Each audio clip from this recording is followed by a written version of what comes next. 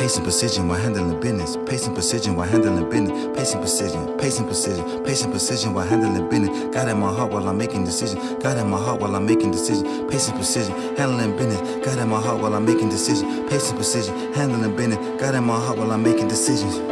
While I'm making decisions, God in my heart while I'm making decisions. God in my heart while I'm making decisions. God in my heart when I'm making decisions. Pacing precision, handling business. God in my heart while I'm making. Yo, what up, man? It's your boy CL back again one more time for episode 7. 7 episodes in, man. Here we go. I can't believe I made it this long. I couldn't have made it this far without all of y'all support, man. All the love, all the comments, the likes, the subscribers. Cannot tell y'all how much I appreciate everybody that's taking a little bit of time out of your day to, watch my podcast. Like I said, man, it really means a lot to me. When I started this thing off, I didn't really know how it was going to go. But like I said, it's been an overwhelming success in my eyes. So really, truly appreciate it, man. And, y'all keep it up, man. Tell a friend. Let's get these subscribers up. Let's get these likes up. I need some more interaction too, man. Let's get these comments up. Y'all ain't been commenting like I want y'all to. So let's get the comments up, man. And let's see how we can get this thing to take off. Anyways, as you can see, man, I am here. I have a very, very, very special guest today. No other than my son, Kyvaille. Say what's up, Kyvaille, to the people. What's going on to the Edgewise podcast? There we go, man. So this is my son right here, my 23-year-old son, you know what I mean, who is extremely talented, extremely, just versatile in a lot of things that he can do. He is actually a rapper himself, and we'll get into all that later, man, but this is my firstborn right here, man. Like I said, 23 years old. He is doing his thing right now within the music space, trying to really create a lane for himself, and he's really doing it on his own. So that's what I appreciate. Like he's not really trying to go through all the traditional ways of getting into the music game. He's got music out there on various platforms, which we'll get into later. And he's really just trying to attack this game and make a name for himself. So without further ado, man, I'll let him talk to y'all a little bit and introduce himself, and we'll just kind of go from there. So, Kyvaille, go ahead, man. Take over. Yeah, so my name is Kyvaille. Rap name is also Kyvaille. Born in Albuquerque, but I'm more of a Naptown, Indiana native. Noblesville native, but we'll say Naptown. Naptown, it's all good. It's all the same thing. But I've been making music for how long? Well, I mean, I've been writing music since a kid. I've been making music that I've been putting out since about 2019, 2020, I think. Been going hard, like he said, I'm trying to produce it all myself. I'm trying to direct my own music videos. I'm trying to do it all. So just been going hard at that and doing what I can to make a name for myself. Absolutely. And full transparency, Kyvaille is actually the reason why you see, the makeshift studio in here, man. He's just to give y'all some background on him. So I always tell people this, and I've probably told this to him too, but I say this to a lot of people. The good thing is my son is talented in a lot of different areas. The bad thing is my son's talented in a lot of different areas. So sometimes he's a little indecisive in what he wants to do. And so he's throughout his youth, he's always been super artistic, whether it's been drawing, whether it's been music, playing music. I mean, playing music, whether it's been trying his hand in sports, just different things. He's been making T-shirts. I mean, he's just always had something going on. But sometimes, with him having all this talent, sometimes he doesn't always go through all the way on different projects. So when he came to me, I think, what was you in 10th grade for music? Something like that. Yeah. I think he was in 10th grade when he came to me and was like, "Dad, man, I want to put a studio in the basement." And I was just kind of like, man, I don't know if I'm getting ready to do this, but it's like another thing that, maybe, here today, gone tomorrow type thing. You know what I mean? Maybe it draws his interest for a minute. And then next thing I know, he's not interested anymore. So to be perfectly honest with you, I really kind of just put it to the back burner. I really kind of just was like, hey, I'm not going to give in to that just yet. And it was probably at least 6 months later, I would imagine, to where he came back at me again and was like, are we going to get the studio equipment or not? And I was like, oh, he must be serious about this. You know what I mean? So I ended up I ended up getting all the studio equipment. Set up the studio in the basement. It was a good studio for like a home studio. Would you say? I mean, we had everything that we needed. The only thing that at the time that I would say that wasn't necessarily like on a somewhat professional level was like the soundproofing and stuff. Like we didn't really have the soundproofing down the way that we should. So like when he would record music, sometimes it would, obviously it'd be a little bit distorted, I mean, whatever the case may be. But yeah, so like he really kind of lit the fire under me to go ahead and get all this. And some of the equipment we already had. Like I already had a really nice keyboard, which you can see behind me. And some of the other stuff, obviously, we bought the FL Studio software and bought really nice speakers and a MIDI keyboard and all that stuff.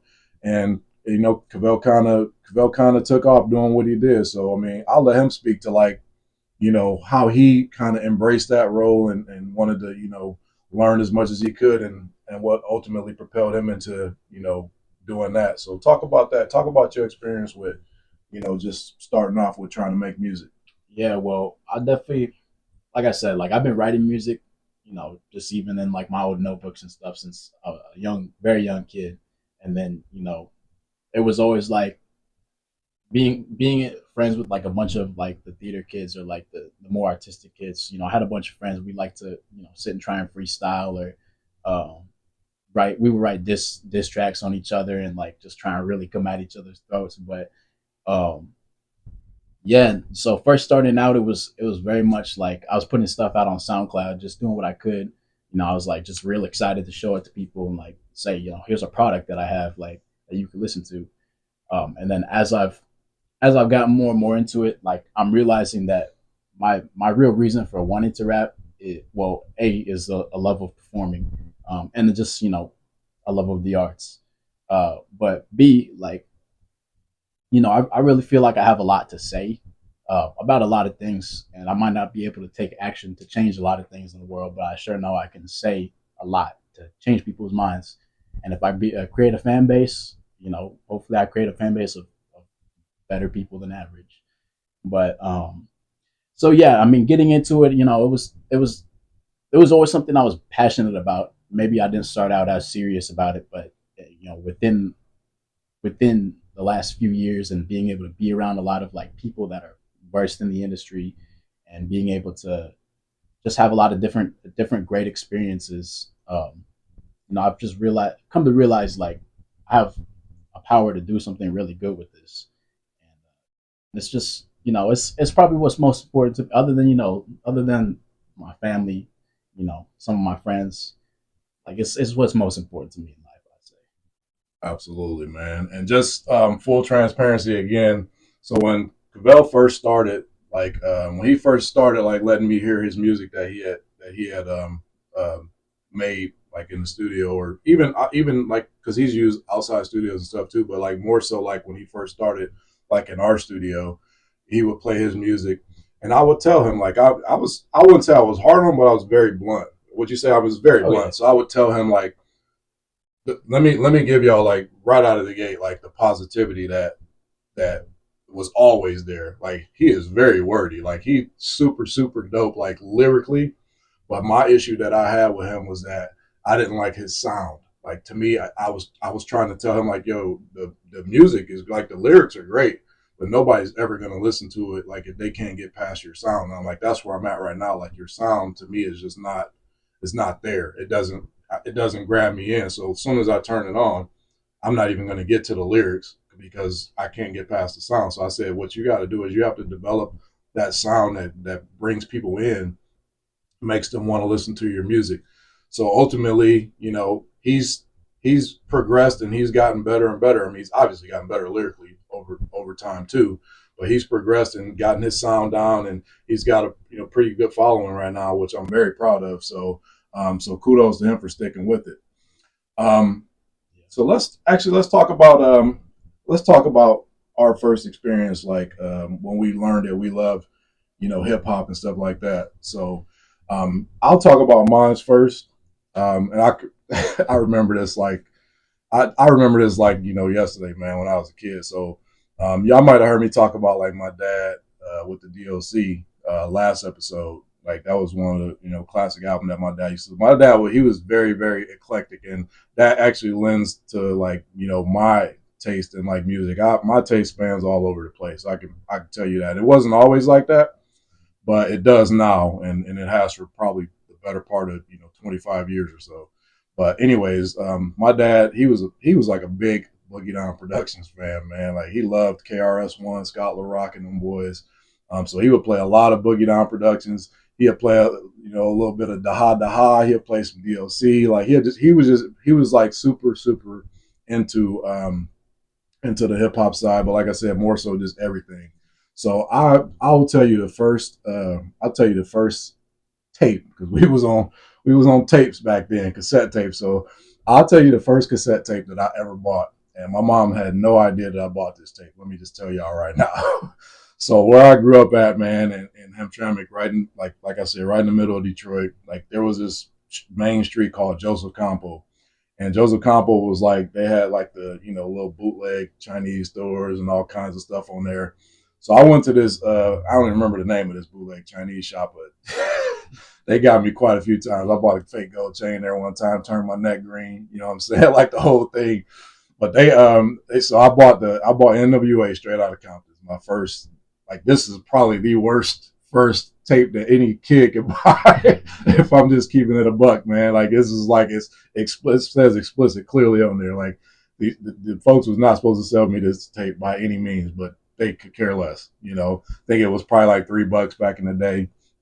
And I remember taking this tape home, and I had the little dual cassette tape back in the day where you would like, if you wanted to dub a tape for somebody, like you could put, your tape on one side and put a blank tape on there, and you could like dub it for the other person, whatever the case may be.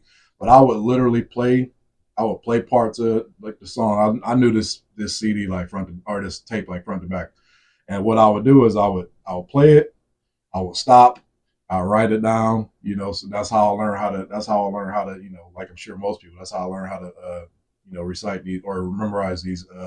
And the first thing that I've memorized was, I hate to say it, man, I was After Police. That was literally the first song that I'd ever like actually took the time down to write it down.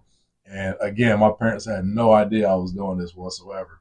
But like I said, man, Ice Cube, man, to me, he was like, Ice Cube was the man back then. Like he was that dude. You know what I mean? He was just, his lyrics was so crazy.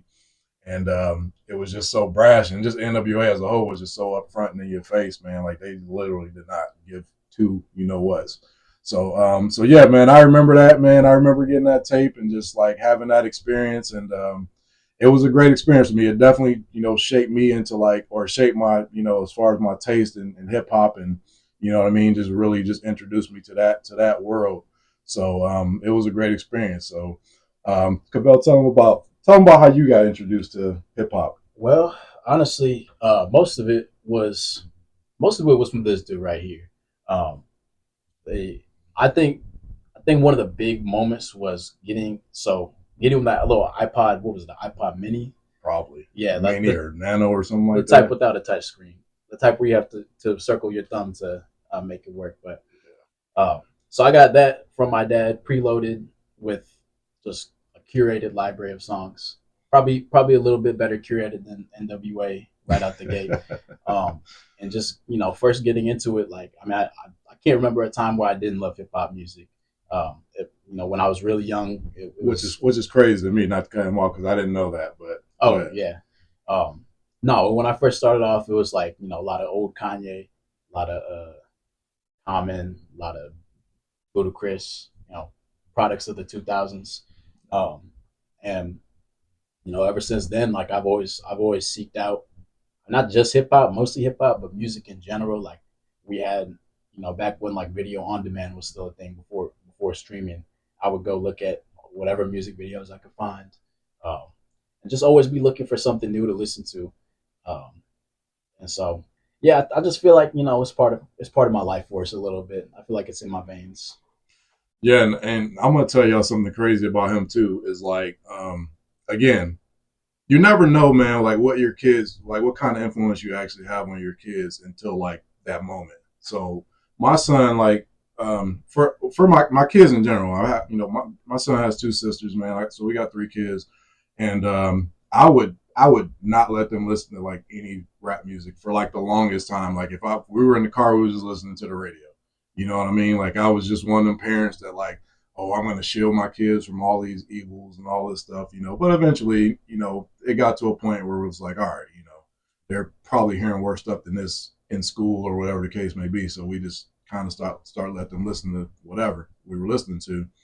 And I'm all the stuff that he named off. Like I would listen to a lot of like Common, like Talib Kweli, Kanye West, just all of the stuff that he named off.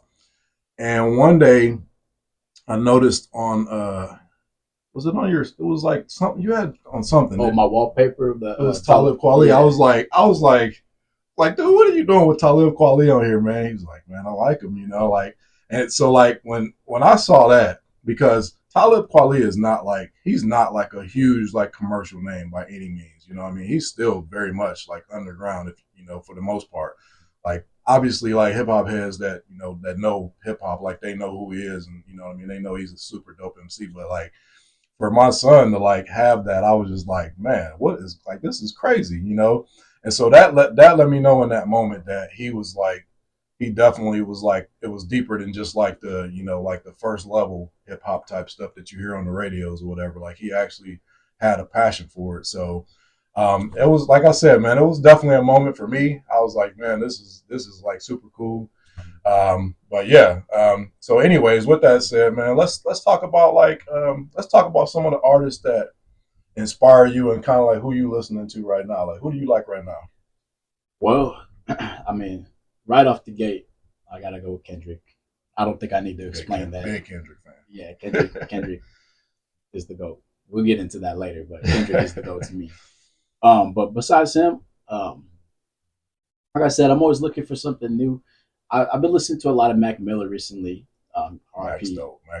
Yeah, he, for the, I guess I'll start this way. So from the more melodic side, it's a lot of Mac Miller. And then like even into like less hip hop, I listen to some Thundercat, some Anderson .Paak, and then towards the more rap side, it's Kendrick, it's J. Cole, Jid.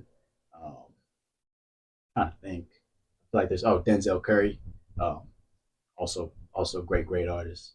And then one of my big favorite artists right now too is JPEG Mafia, which I know you have no clue who that is. I don't. Yeah. But you know what? I will roll with it. Yeah.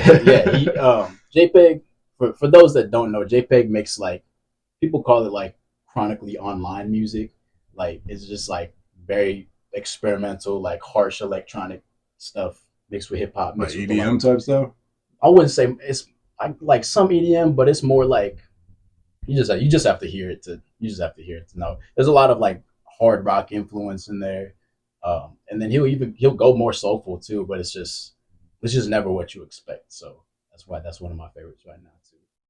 But I like to think I have a pretty well-rounded, like, I don't listen to a lot of this like radio like trap music. That's like the one thing where it's like you can name a lot of songs by a lot of these artists and I don't know a thing, but for the most part I think I have a pretty well-rounded, hip hop taste. I would definitely concur that, and I'm not just saying that because it's my son. I promise you, like he's definitely like his mom and me, because his mom and I both are like, we're super eclectic in what we listen to. We have a range of different kinds of music that we listen to, and a lot of it is influenced by them. Like I am not one of these parents. Let me just tell you right now, I'm not one of these parents that like just shuns like the new school music. You know what I mean? I'm not listening to that. Like he's put me on to quite a few artists that I probably would have. Denzel Curry is like one of the main ones. He put me on to Denzel Curry, and believe it or not, this is, I hate to say this because this is gonna sound crazy. Y'all don't listen. Get in the comments, but like don't be talking bad about me, man. I'm serious. I'll come at you. But no, I was actually like one of the, like, I wouldn't say I was like slower to get on K Dot, but like I wasn't always sold on K Dot like immediately. And Kyvaille was definitely like from the gate like a huge K Dot fan. And I the only thing that I would ever say, and it's crazy because my brother was just here last night. We were supposed to shoot a pod, and he ended up having to take off. The only thing that I ever would say about Kendrick that, was negative, because I used to have this big back and forth debate about, who was better out of J. Cole and Kendrick. And for me, it was always J. Cole for the longest time until recently. But the biggest thing was like I just thought lyrically, I thought like there was never anything that he said that I was like super memorable. Like I didn't think he was dropping like crazy bars, like or crazy metaphors or anything like that. Whereas J. Cole had more of that. So I really legitimately compared them to a modern day Tupac and Biggie. Like Kendrick can give it to you however you want it. Like there's the passion, there's the emotion, there's the inflections and different inflection points. Like he's truly like your modern day Tupac, whereas J. Cole, like Biggie was more so with the bars. You know what I mean? Like he can give you like these crazy bars where you're like, damn, what did he just say? But anyway, I don't want to get too sidetracked on that. But the point I was trying to make is my son actually put me on to a lot of artists, man. Tyler the Creator, and I forgot to say him. Yeah, that's definitely like one of his favorites. Yeah. So and pretty much all the Black Hippie guys, you know what I mean, like the Black Hippie crew guys, man. Like he pretty much put me on to a lot of them.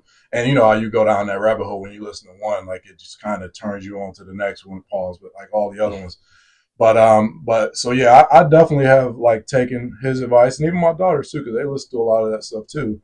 But I would say like for me, like who I'm listening to mostly right now is definitely been listening to that new 2 Chainz and Larry June CD. I've been rocking that. I've been rocking the newest Lupe, which is not that new right now. The newest Freddie Gibbs. Been listening to a lot of that. I actually listened to the Tyler the Creator that him and my daughters put me on to, which that was a super dope album as well. I've been going back and listening to some MF Doom and just trying to listen. And actually, I just started back listening to Gnarls Barkley. So I'm trying to go back and refresh myself on Gnarls Barkley right now too, man. I tell you what happened is I was watching a podcast with him on there from like 5 years ago on the Drink Champs with Nori. And so it made me like anytime I watch something like that, it always makes me go back to like review and listen to their music and stuff like that. So but yeah, so that's kind of who I'm listening to right now. Um let's get into some of my son's music, man. Let's talk about so my son just for everybody out there, he has a pretty good deal of music out there. I mean, he's probably got like at least probably 12 songs floating around out there, something like that, maybe, huh? So if you say floating around, then yeah, I got old SoundCloud songs out too. Yeah. I think it's like 8 on Spotify. Okay. At the moment, yeah. And his latest album that he dropped a few years ago was called Fairy Tale. And what I want to do, man, is I want to actually get into that. I want him to actually tell. This is just a 4-track EP, but I want him to talk about like each one of these songs. We'll actually play some of it, and then we'll kind of let him talk about like what the inspiration was behind that. But before we even get into it, let's just tell everybody about the album and kind of how you came up with this concept. Yeah. So basically, I had a good friend that was already going to school to be a producer, and she is to this day one of the best producers I've ever heard. And so we just got it in our heads like we gotta make some. It was actually me, her, and another friend, but me and her ended up making that the EP, and we were like, we just gotta put something out. And so I was just looking for something that hasn't been done before, and just really like racking my head. Like I know I wanted to do a conceptual album. That's honestly like most of what I write is conceptual stuff. And so somehow along the way, I just came to the idea of like, man, it would be cool to do like an EP where it's like using the classic, like at first it was just the Mother Goose fairy tales, but it just became like whatever, fairy tale stories, using those as like metaphors for different things in life. And so the EP, it was my first time recording in a professional studio. It was my first time for a lot of things, that process. My first time for a lot of things, and it was a huge learning experience for sure. And even if like I'll even say like even if some of the songs don't necessarily hold up to me, I wouldn't trade that experience for the world. That was honestly one of the greatest. Like I think I worked on it for like I want to say 6 or 7 months total, and like every bit of time I was working on that over that 6 or 7 months was like some of the best times of my life. Just being there, like being in a, like I said, like a professional studio that's had like a bunch of big names come through, and just like, being able to see that every time I went, like there's no way I couldn't feel inspired. So it was just, yeah, it was just a good learning experience, and kind of my first like serious attempt at really putting out a project.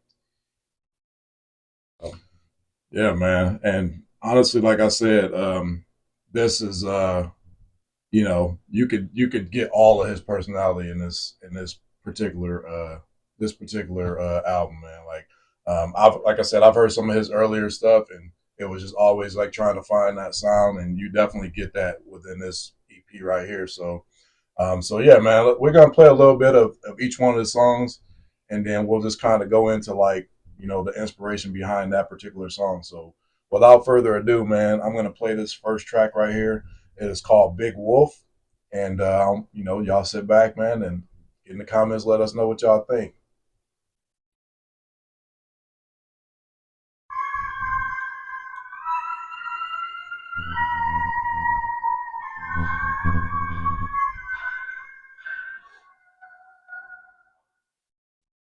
Step to me, I wreck your symptom. Make that same bitch bedroom. I flow boy, when you do step through. Oh shit, that ain't the flow boy. Through the water, piston kettle. But that's just me, this chef food. But it up, that the scorpion pencil. So I open the door like, when you talk, gonna tell it to me. My credit sounds speed, my debt is out of reach. You're stretching at your knees to at least 6 feet. Beneath the weather free, I'm a pie pepper pit. Play Spotify stream too. Eat a book, you're gonna have to get through. Two city, you try not to look. But try to tell me what you demons in my woman EP. You can hit your big wolf first. Look, I'ma blow these speakers out. I'ma blow this back out. I'ma blow you to the ground. I'ma blow this bitch down. I'ma blow these speakers out. I'ma blow this back out. I'ma blow you to the ground. I'ma blow this bitch down. I'm off the blow. Whoa, whoa.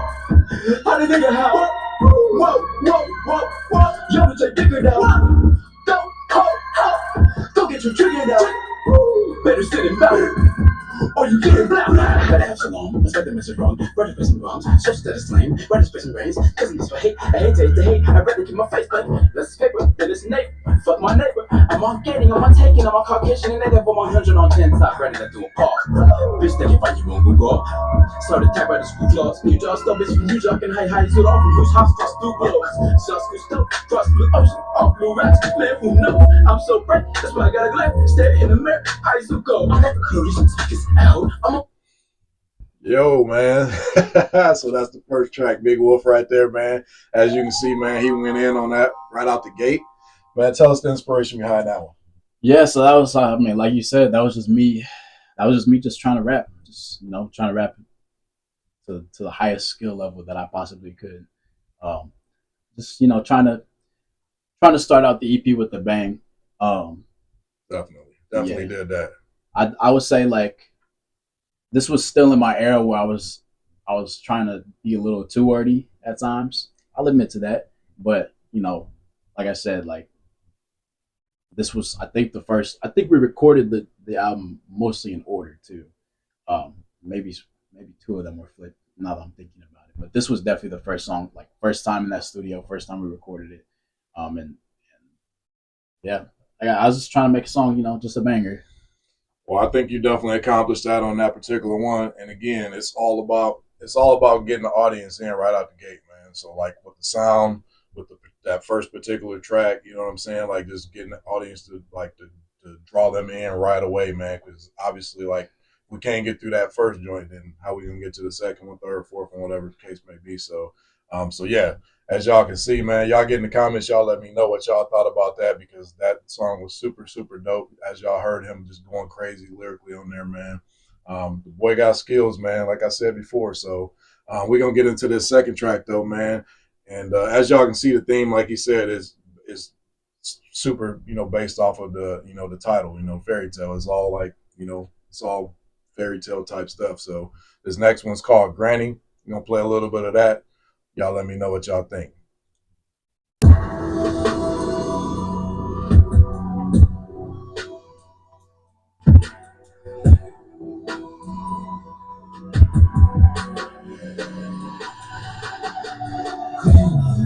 where the games is. I'm granny. Just gracefully go up you better panties. Empress Blandy. And the extractors that was running from ransom. They handed, we hacked it to splatter the fragmented. Not until the adolescent snacking. The fuck happened? They kept my granny. They clever rats and ritualistically manipulated disabilities to it. Sticklers and fingers to Jewish. To the rich focus and pure. You could be true as you are new and since this nuisance is newest to do whatever they used to. Be United States in confusion. Take your rent in the shape. Use all the paper and drew on it. Fuck the faces and beauty. Slave owners ruling this shit. Screwy how they take all the tunes of Negro and lose. How they break up their music to mangle some juice. Mandigo you members and patiently wait. Coil the price from a coil to blow your face to the soil. Just toil tanks and the snake dick is ammunition to trailers. Rolling voice for the royals, don't let them spoil. Brandish all the hammers you was headed to fuck with the other men. Keep time cats of levels of canvas, settling through Jerry's hair. There's an active king, an active fool of Mother Street. Jerry Tip, eluded by massive whose fangs bare, but they wear it dressed like Granny. Where the yams is, I'm Granny. Just gracefully go grab you batted bannies. Empress Blandy, so fucking family. I'll put hammers to their scalp for the camera. I'm dressed. Yo, so that's the granny right there, man. Y'all get in the comments. I want y'all to let me know, especially like some of y'all older cats, man. Some of y'all that's, been listening to hip hop for like a super long time. I got an idea of who I think like that particular sound or that particular song sounded like. But y'all get in the comments because I want to hear what y'all got to say about it later on. But we're gonna check out this next one. Well, actually, before we get in that, tell us the inspiration behind that. I'm sorry. Oh, you good? I got an idea of who you think it is too. That sound is like. But this song was definitely just me. It's a storytelling song, so I wanted to do something that kind of told a story. But like I wanted to play with vocal inflections a lot and just explore what my vocal range. Got on this K dot, you know what I mean? Yeah. Definitely, and just just keeping along with the theme, the fairy tale theme. This is like the Little Red Riding Hood type story. Just keeping on with that theme and just trying to try a bunch of new things. This EP was definitely like it was like I don't know. It was like a notebook for me basically. It was just me like just trying a bunch of new things, like trying everything I could. Especially not knowing when I was going to be in the studio the next time or not knowing when I was going to get more beats. Like I was like I need to leave it all on this EP. So that's a lot of what that is too that you hear. Absolutely, man. And just so that y'all know, to me, this sounds like early Eminem. Early Eminem. That's what it comes across to me as. And I know that's probably like low hanging fruit. Like, it's easy to comp, him to Eminem, because it does kind of have that same type of flow. There's another artist that I would say that it sounds like. A lot of y'all not gonna really know who it is that I'm talking about. But this artist from Detroit, like way back when I was like a kid, this kid named Esham. And he kind of sounds like that too. So if y'all don't know who Esham is, man, y'all can look him up. He was like a super his music was more dark, you know what I mean? But it was definitely had like that same type of sound to it too. But that's who it sounds like to me. It's kind of like a cross between early Eminem and this cat Esham from back in the day. Anyways, let's get into this next joint, man. Real quick. It's crazy you say that. I got to give a shout out to Azimuth Recording for letting us use the microphone, one of the microphones that Eminem used too for this song. So there you go, man. Full circle. Touching glory with that microphone. Pause. Watch yourself. Anyways, let's get into this next joint, man, called Pigs. I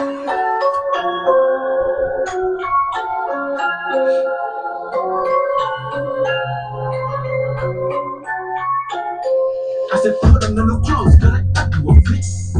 Get motherfucker undetectable. Then my justice on the sexual levels to the section is physical. Look at her back with definite strength and sense sentiment. And then she body step my rock shit when she was little. Her eyes fall through the ball. Now she thinks she's Cinderella. But I'm a killer, insecurity, feel it.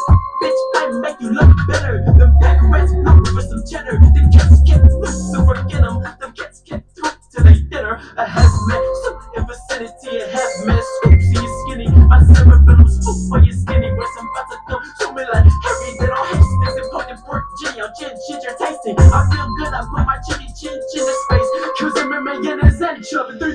Not body veins smoking out on my chin. Not body taking some powder or lips.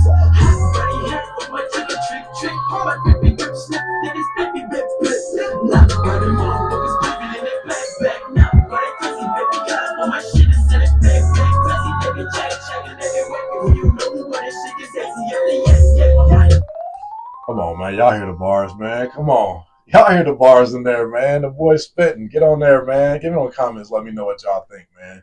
And although this is like older music, man, it's still very much super dope right now, man. So like y'all, we'll get at that. We'll talk about that later on where y'all can find him and stuff like that. But clearly, obviously, he's on Spotify. But get in the comments. Let me know what y'all think about it, man. Let's talk about the inspiration behind this song right here, Pig. This song, this is probably my favorite personal off the EP.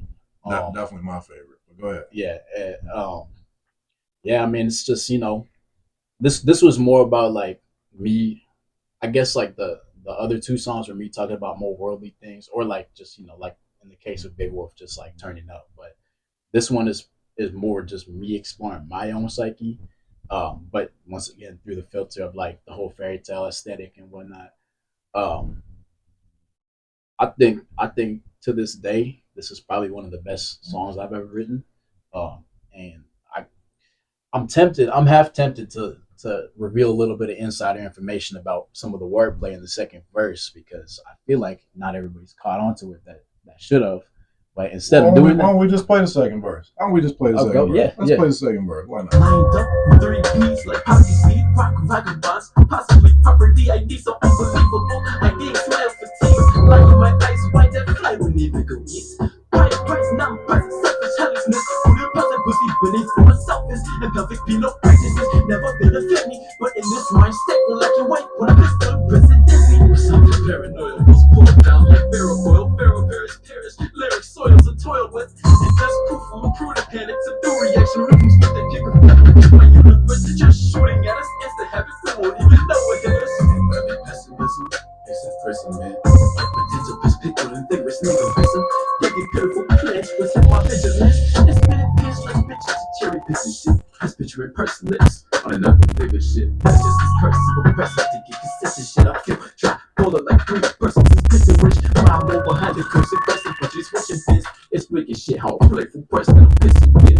In a minute shit, I'm making consistent shit. If possible, total pickers, piggy, to get better, so I don't. I don't. No, I don't, nigga. No, I don't, nigga. No, I don't, nigga.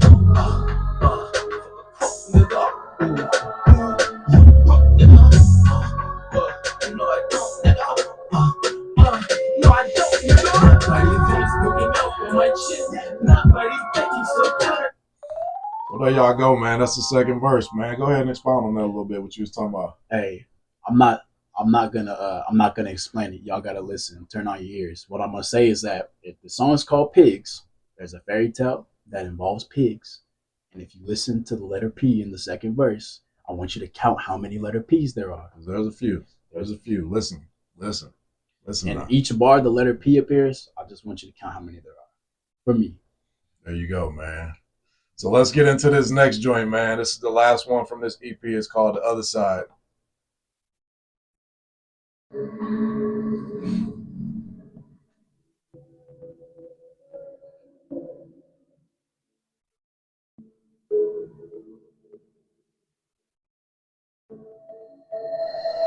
Baby girl, Kyvaille swirl, and they kiss and lick, split it up, lickety split. You sip it just like this, puff like this. This see the word, how it really is. I am it, sister shit, often insignificant. I'll take a psilocybin shit, little kid of miss. With his kiss, we pinky swearing, promise never get no miss. Now I wish we kiss, my fist won't twist. If a punch, I quick click a figure, inch of a clump of a love song, sing. I stop making life so vibing, writing, riot.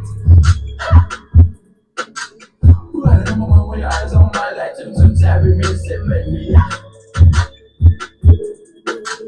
Why do I feel come here straight today? I let away, go away, I'm stumped. Riding on the highway, high as a diamond, fireflies in the sky, you got me bumped. I'ma just watch from the other side of the car. I'ma just go come off one. Bitch, Pressure off the dog like you see an all pink glass on. Get up off the dog speak, trying to move up. Resistance, all bark, narty, no bite, broccoli. All I'm a conscious fungus, zombie me. Gets fun, all ends like a cactus street. I'ma just nag you. That's it, man. I ain't giving y'all no more, man. That's it. That's it. No more freebies, man. Y'all get on there. Y'all get on Spotify, and he gonna tell y'all other platforms that he on here coming up. But yeah, y'all hear the bars, man. Your boy got skills, like I said, man. He definitely is super dope. He's coming up. Skills is just getting even better and better.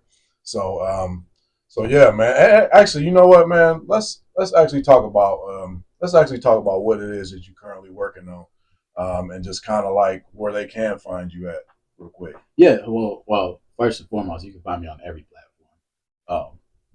Shouts out Distro Kid. I'm on YouTube. I'm on Apple Music, Spotify, SoundCloud, all of it.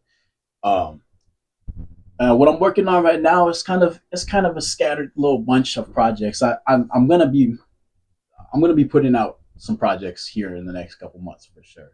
I'm trying to decide whether I want to do them as singles or whether I want to compound them into another EP. But regardless, I'm trying to put out some jams for the summer.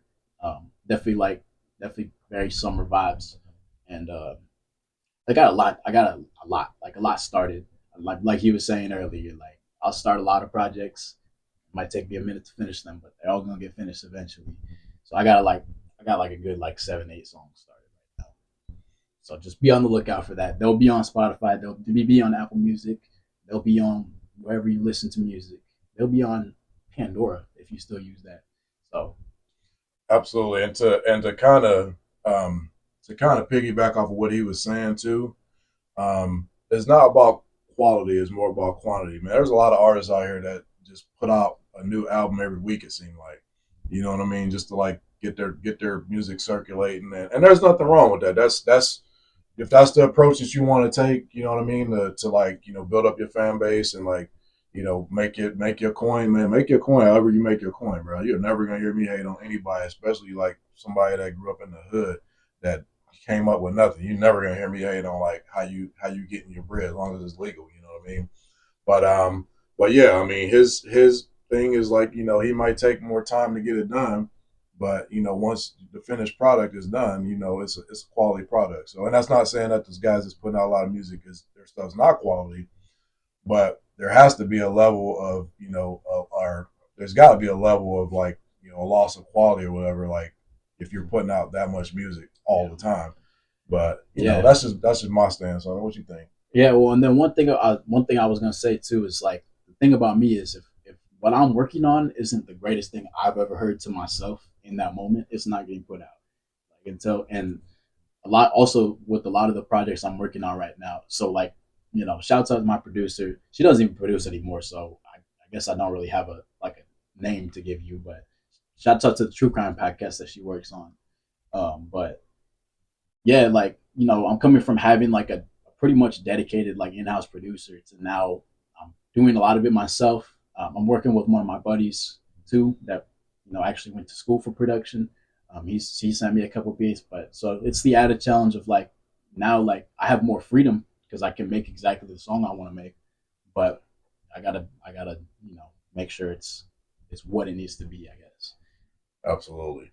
And you can't put a price on like making sure that you get that control to be able to kind of do it how you want to do it. You know what I mean? So a lot of artists don't have that freedom. They got to answer to somebody, and that again, there's no wrong way about how to go about like getting your music out there. I mean, obviously there's a lot of different avenues.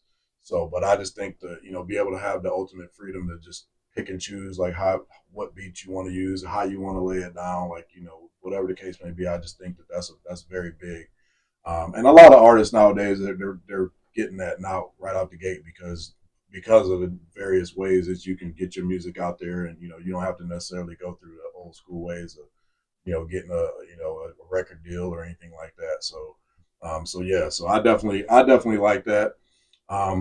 And just so y'all know, man, I want to make sure that if y'all looking for his music right now, I want to make sure y'all know how to spell his name because it's a pretty unique name. So if you look him up, his name is Kyvaille, Kyvaille. Once again, Kyvaille, Kyvaille. He's an artist. He uses his own name. He doesn't have a rapper name, or whatever you want to call it. So look him up on all those platforms for sure. And that's Kyvaille Edge, by the way. And if you can't spell Edge, then my music's not. We might got a problem, man. We might got a problem. But anyways, man, so yeah, that's how y'all can find his music. So actually, man, what I wanted to talk to you about too is I wanted to talk to you about like what was your first because you have the benefit of actually not just being able to go attend a concert, but you actually have the benefit of being able to perform a concert or concert, so to speak. So tell me about both experiences. Tell me what was your first concert that you ever attended, and then tell me about what was the first time you ever performed live for somebody. Well, the first concert I ever went to was Gorillaz, the band Gorillaz, in Chicago, and I remember that. Yeah, I wasn't there, but I remember him going. Yeah, so. Yeah, and no, it was cool. That's a band that I like, that I listen to frequently, but they weren't like my favorite. But then like. Right, I'd say the first like concert that I was really like excited to go to was Kanye. You know, Kanye the artist, not Kanye the person. And gotta make sure you clarify. Yeah. But that was a great experience. You know, we thought we were gonna be kind of screwed over because we were in the nosebleeds, but come to find out, he was on a floating stage platform anyway. So we actually probably had a better view than some of the people on the pit. I wouldn't say we was in the nosebleeds. We wasn't like right there on the floor, which I'm glad. Again, I'm glad we wasn't on the floor. Not to cut you off because I didn't like the whole floating thing, like people like underneath it. But anyways, go ahead. Yeah. Not the nosebleed, but we were definitely like up there and stuff. And then first concert I performed. I mean, if you really want to take it back, it's like choir concerts and stuff. But let's talk about some of the some of the bigger ones that you did, like college and stuff like that. Yeah, I did. I did one. The first one I ever did was at Purdue.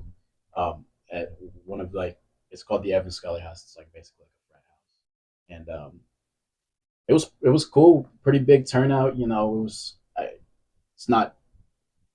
It's not hard to satisfy a bunch of drunk college kids. I'll tell you that right now. Yeah. But super far. But man, but it was really cool, and it was a great first experience because I could really tell like if there was any doubt like whether what I was putting out was good or not. Like I could tell people were rocking with it. Like some girl came up and asked me to sign her shoe, maybe in hopes that it might be worth some money someday. But you never know, might be. Yeah, it should be. It will be. But yeah. So that was just a really great experience. I got the opportunity. Probably my best friend would help me set it up, and I think that like if there was ever any doubt that that's really what I wanted to do, like that squashed any doubt that there might have been. In that moment, I was like, "Yep, this is where I need to be." So, it's pretty cool. No doubt, man. And I obviously I didn't get a chance to attend that, but I saw pictures of it, and he looked like he was, and I saw some video clips of it too, so it looked like it was super dope. And anytime you get a chance to really kind of like build up your stage presence in that way, start off small venues and stuff like that, and kind of build up your stage presence and build up your your nerves and all that stuff. I mean, I just think that's good. So good for him. I would say like obviously I've never performed. So that's not my thing. I love the music, but I'm not a rapper or anything like that. But the first concert that I ever actually attended was actually myself, his uncle Brandon, and his aunt Dana. So if anybody that knows or doesn't know us, man, we're a year apart, all three of us. So we were super close. And we went to this concert called the Budweiser Superfest in Detroit at the old Joe Louis Arena. That's no longer the Joe Louis Arena, I don't think anymore. But this concert consisted of, the headliners was Belle Biv DeVoe. So this takes you back to how long ago this was. Belle Biv DeVoe. There was MC Lyte. It was Shy. It was I think Silk was there. It was like some R&B type stuff, man. I mean, like I said, MC Lyte was a rapper too, but like it was just a bunch of different artists. Super dope concert, man. Like I had the absolute time of my life there. Especially just being, I think I might have been in 9th or 10th grade at the time, so it was like a great experience. Now the best concert that I've ever been to, and we'll get into his too, because that's the next question. People are gonna think I'm crazy when I say this, because I've been to quite quite a few good concerts, man. But till this day, like when I was in the military, we drove to Arizona. We drove to Phoenix to see Janet Jackson, man. And it was the best concert I've ever been to, even to this day. Like she just, boy, Janet just she performs, man. Like it's the singing, it's the dancing, bro. Every time she made a move, like you could just see her abs flexing and stuff, man. Like it was just crazy, bro. And it wasn't like you didn't feel like you got cheated out of your money, man. Like, and I was broke when I was in the military. Like we did not make a lot of money, so like them concert tickets cost me a grip. And it wasn't even like they was great seats, but yeah, it was just a really good concert, man. Janet definitely gave you your money's worth, and it was, for me, it's still my favorite concert to this day. So, anyways, what would you say your favorite concert is? I think the best performance I've ever seen. I'm trying to think of everywhere I've been because I feel like I'm missing out on one. But I'll say pretty confidently the best performance I've ever seen was Kendrick. Now, unfortunately, our seating there wasn't as good as, like, say, the Kanye concert. So I'll say the best concert experience I've ever had was Kanye. Obviously, both of those two are some extremely talented individuals. Absolutely. And like definitely like some bucket list performances I wanted to check off. So I think both of those in their own way were two of the best concerts for sure. And I have still not gotten a chance to go see K-Dot yet, which that is definitely somebody I want to see for sure. So I will be going to see him before. So hopefully I'll get a chance to see him. And he might be at a point right now where he might only be one of these guys like that's performing like once every great blue moon now. You know what I mean? Like he might be doing stuff like that. So, but yeah, he is definitely somebody I want to see. So, I will make sure that I get that done, in the near future. The last thing, and this is probably going to be the most controversial thing because there's so many different opinions on, the rap game and, like different artists or whatever. But we want to both talk about like who our top 5 is right now, top 5 dead or alive, man. And for me, and I'm sure he's going to give you the same disclaimer. Like for me, like this list is always fluid, not to like steal Stephen A. Smith's lines or anything like that, but this list is ever changing for me, man. Like my list, 5 years ago is not the same as it is today. My list 10 years ago clearly isn't the same as it is today. And my list 20 years ago isn't the same as it is because over time, people, and I hate to say it because like, certain artists that are no longer with us, like that don't get the opportunity to make more music or whatever the case may be. Unfortunately, like just kind of through attrition, like they kind of move down the list. Just is what it is. But yeah. So yeah, we're gonna talk about that. We're gonna have Kyvaille go ahead and start off with his list first, and I want y'all to see like the variance between two different generations of who we think our favorite artist is, and there's some similarities there too. But let's hear Kyvaille's top 5. Start from number 5, Kyvaille. Well, I'll say I might not be the best example to represent my generation because I listen to a lot of old head music. For sure. But I'm not going to go in any particular order because I don't. Okay. I know who my number 1 is. Well, so I'll say start there. Then. Okay. Number 1 is Kendrick, and like I know I've been just gassing Kendrick this whole podcast so far, but I just truly think he does it to a level nobody's ever done it before. So he's number 1 for sure, and then the rest in no particular order. MF Doom's up there, Lupe Fiasco's up there. Who did I have on my mind? MF Doom, Lupe. 3 Stacks. Andre 3000 is up there, and then the last spot is. It's hard to say. It's rotating because I could say Kanye, let me clarify that my list too. It's not top 5 like rappers like skill wise. It's more so top 5 rap artists, just based on the music they put out. If we were going skill wise, no, go with what you going with. I was gonna say if we're going skill wise, those top 4 would still probably be up there. But yeah, but yeah. So at last spot, it could be like it could be Lil Wayne. I'm gonna honestly, based on his influence and especially the way that the 2020s are now looking. I'm honestly gonna give it to Tyler. That last spot. Yeah. I think without him we wouldn't have a lot of the artists we have even now. So just to recap, so y'all can see like his range is like all over. You know what I mean? Like it's not like a certain like this generation of rappers or that. I mean he's all over. So just to recap, you had K Dot up there, you had Lupe up there, you had MF Doom up there, you had 3 Stacks up there, and then you had Tyler the Creator up there. Yep. All right. Oh, my memory's not as bad as I thought it was. So believe it or not, like a couple of those guys are like floating like right around my top 5. You know what I mean? So like, and actually up recently, one of those guys was in my top 5 until recently. He's number 6 right now, but I'll get into my top 5, and this actually is in order for me. So and again, like this is completely fluid. You know what I mean? And this, again, it's not even the same as it was just even 5 years ago. So for me, number 1 is Nas. And I'm gonna tell you, like for the longest time, I had Jay-Z number 1. Like Jay-Z is he just always was like the GOAT to me for the longest time. But Nas dropped like 5 albums over these last 5 years, pretty much, and they've all been bangers. You know what I mean? Like every single one has been a banger, and he's like, it's crazy that he's still doing it at this high of a level even right now. So I can't deny that, man. Like, and it's not even that I necessarily think that Nas is better than Jay. It's just like now he's just at a point right now he's way more consistent.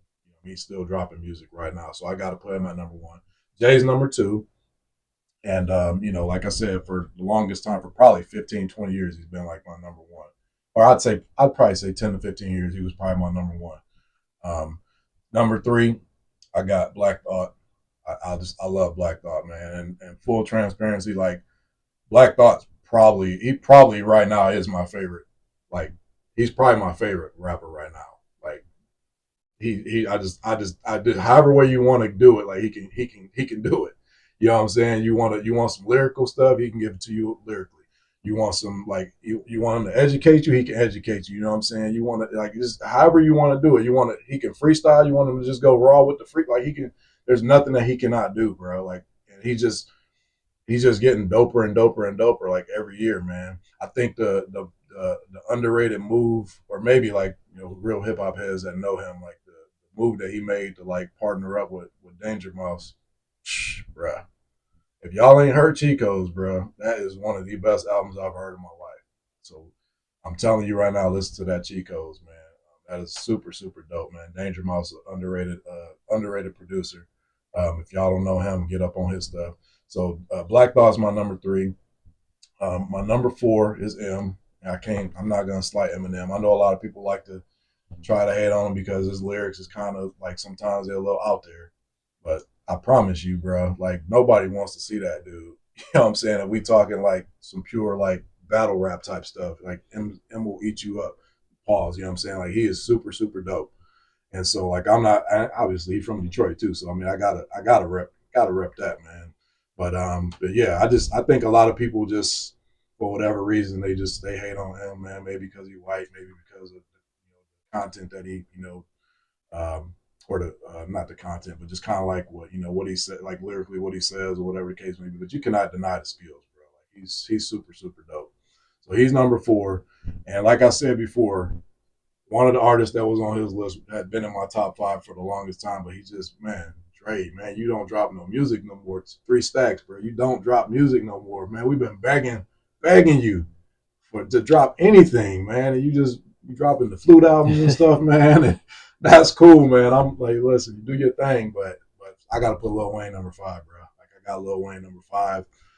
Lil Wayne has been probably the most consistent artist, or one. I'm not gonna say he's been the most, but he's definitely been one of the most consistent artists dropping music, dropping mixtapes, getting on everybody else's joints. You know what I'm saying? Like he's just. I mean, you can't deny Lil Wayne's skills, bro. Like he's just lyrically, he's one of the best. The metaphors, you know what I'm saying? Like just just the delivery, everything, man. He's just super dope to me, man. And what I like about him is he's still like relatively humble. You know what I'm saying? Even though he knows like he's one of the best out there, man. He still kind of, maintains like that level of humility, man. So that, for me, that goes a long ways, man. And so like, yeah, that's my top 5. Again, it's an ever changing list. Like, you ask me 6 months from now, it might be a completely different. His list might be completely different 6 months from now, because you just never know, man. You never know how these artists, and just to give y'all an example, there's artists, like, for me, that were consistently top 5, top 10, at least top 10 for like the longest time. They're not even in my top 25 anymore. You know what I mean? Because either they haven't dropped music anymore, or maybe they passed away, or whatever the case may be. It's through no fault of their own. It's just other people have been moving up. You know what I mean? So that's what we mean about when we say, like, it's a fluid list. It's ever changing. So, who would you say if you had to give me like one artist to look out for that will probably be creeping into your top 5, or you know what I mean, like somebody that's on the lookout? Probably JPEG Mafia, to be honest. Because is that one artist, or is that's a whole? It's one artist. Okay. I forgot to mention before to you, he raps, produces for himself. He does it all. That's a big inspiration for me. But he dropped it out with Danny Brown. Okay. He's just been dropping consistently great projects to me. Like his last, they keep getting better and better. Where is he from? I don't even know where he's. I think he's from Texas. Texas. Okay. Yeah. But yeah, former veteran. No, not a former veteran. He's a veteran. Oh, a veteran. Yeah, that's what I meant. Well, former military is what I meant to say. We got it. But yeah, he's just been dropping consistently great stuff, and he's also been pushing the envelope of what can be done with rap. In a day and age where it seems like AI is threatening the career longevity of any type of artist, not just music, but visual artists, whatever. People that push the envelope to where most people wouldn't even think to go are going to be really important to music, to art in general. So he might be in my top 5 here soon. I don't know. A lot of those spots are like unwavering, like solidified, man. Yeah, I got you. I feel the same way. Well, I felt the same way, but like I said, I mean, I would have never thought I would have taken Andre 3000 out of there, man. But just so that y'all know, if he dropped the album right now, and it was like, it was even close to being like the regular Andre, he's going right back in the top 5. Somebody got to come out. I don't know who it is, but somebody's coming out. I'm just telling y'all right now, man. So say what you want to say. If y'all be talking about 6 months from now that I changed my list or whatever, that's the whole point of it, letting you know. But anyways, man, that's all the time we got for today, man. I want to give a super, super special thanks to my son for coming on this podcast. My firstborn, man, my only son, and really just talking this hip hop stuff with y'all, man.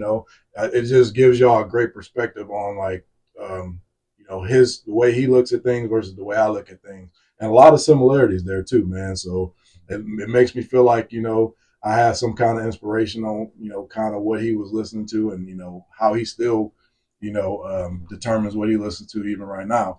So I cannot thank him enough for coming on the podcast today, man. There's going to be more guests in the future, and there's going to be all kind of guests, man. Like I don't want to put a limitation to what we talk about on this podcast other than like political stuff. I don't really want to get into that stuff too much because it's just, to be honest with you, it's a headache. So, but as far as like this music goes, man, couldn't have had a better guest on here for today. And I just, again, like I started off the show, I want to thank everybody for tuning in, for liking, subscribing, for commenting, any kind of interaction that y'all have. This has truly been great. And y'all just stay tuned for the next episode, all right? Until then, man, we'll catch y'all later. Peace. Pace and precision while handling business. Pace and precision while handling business. Pace and precision. Pace and precision. Pace and precision while handling business. God in my heart while I'm making decisions. God in my heart while I'm making decisions. Pace and precision. Handling business. God in my heart while I'm making decisions. Pace and precision. Handling business. God in my heart while I'm making decisions.